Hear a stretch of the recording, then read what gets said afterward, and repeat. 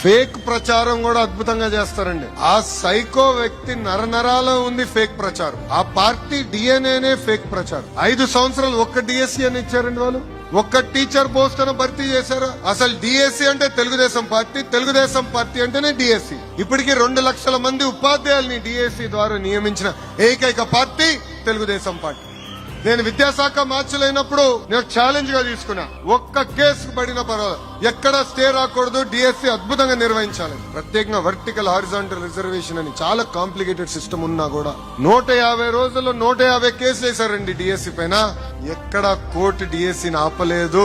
ఏకంగా వాళ్ళు వేసిన కేసుల్లో 30% పక్కన పడేసింది కోర్టు. అది మనకున్న చిత్తశుద్ధి. ఈ రోజు నా పైన ఆరోపణలు చేస్తున్నారు. ఎస్, నేను ఛాలెంజ్ చేస్తున్నా ఆ జగన్ ని. టైం డేట్ నువ్వు ఫిక్స్ చేయి, నేను వస్తా చర్చికి, నువ్వు సిద్ధమా అని అడుగుతున్నా. అరే భయపడే బ్యాచ్ మాది కాదురా భయ్. దొంగ పేపర్ దొంగ ఛానల్ పెట్టుకుని నేను తిరగట్లా, రైట్ రాయల్ గారు తిరుగుతున్నా. మీలాగా దొంగ బతుకు మాది కాదు. ఏమని ఉంటే స్ట్రైట్ గా మేము మాట్లాడతాం.